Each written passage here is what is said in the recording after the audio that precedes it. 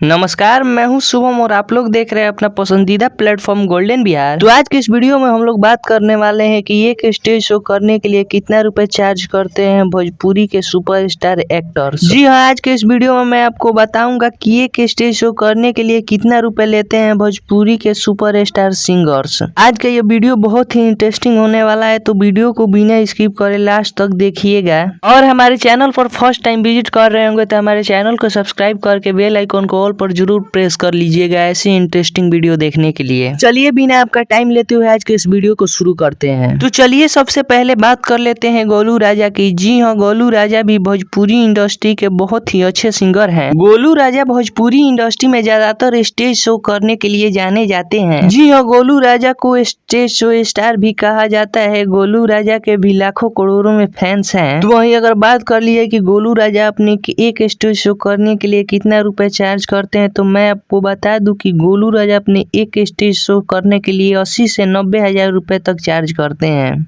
तो चलिए अब बात कर लेते हैं अंकुश राजा की। जी हाँ, अंकुश और राजा दोनों ही भोजपुरी इंडस्ट्री के बहुत ही अच्छे कलाकार हैं और ये दोनों भाइयों भी भोजपुरी इंडस्ट्री में तहलका मचा कर रखते हैं। आए दिन अंकुश और राजा का एक से एक गाने सुनने को मिलता है। तो वही मैं बता दूं कि अंकुश राजा ज्यादा तो स्टेज शो नहीं करते हैं, लेकिन जब भी ये स्टेज शो करते हैं तो अपने एक स्टेज शो करने के लिए 90 हजार से 1 लाख रुपए तक चार्ज करते हैं। जी हाँ, अंकुश और राजा अपने स्टेज शो करने के लिए 90 हजार से 1 लाख तक चार्ज करते हैं।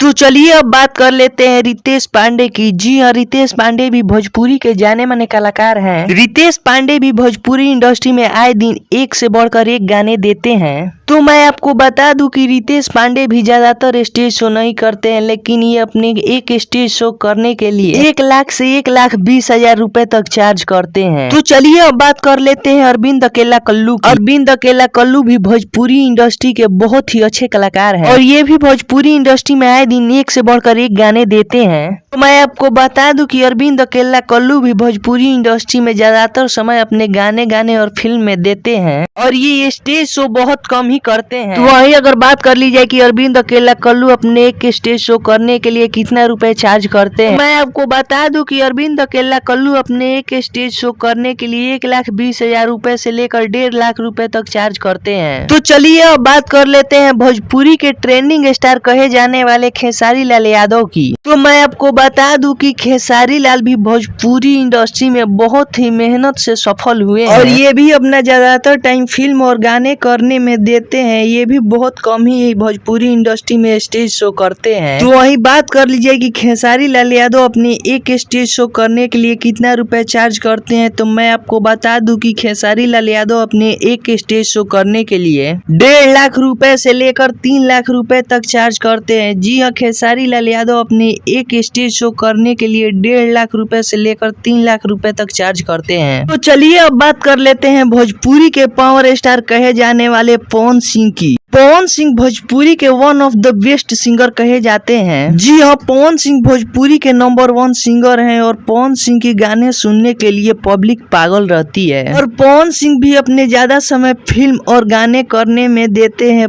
पवन सिंह भी भोजपुरी इंडस्ट्री में ना के बराबर स्टेज शो करते हैं। तो वही अगर बात कर ली जाए कि भोजपुरी के पावर स्टार कहे जाने वाले पवन सिंह अपने एक स्टेज शो करने के लिए कितना रुपए चार्ज करते हैं, तो मैं आपको बता दूं कि भोजपुरी के पावर स्टार कहे जाने वाले पवन सिंह अपने एक स्टेज शो करने के लिए 3 लाख रुपए से लेकर 5 लाख रुपए तक चार्ज करते हैं। जी हाँ, पवन सिंह अपने एक स्टेज शो करने के लिए 3 लाख रुपए से लेकर 5 लाख रुपए तक चार्ज करते हैं। तो आज के वीडियो में बस इतना ही। आप कमेंट करके जरूर बताइएगा कि आज का वीडियो आपको कैसा लगा, और वीडियो अच्छा लगा होगा तो वीडियो को लाइक करिएगा और ज्यादा से ज्यादा शेयर करिएगा। और अभी तक हमारे चैनल को सब्सक्राइब नहीं किया है तो हमारे चैनल को सब्सक्राइब करके बेल आइकन को ऑल पर जरूर प्रेस कर लीजिएगा ऐसी इंटरेस्टिंग वीडियो देखने के लिए। मिलते हैं किसी नए वीडियो में। धन्यवाद।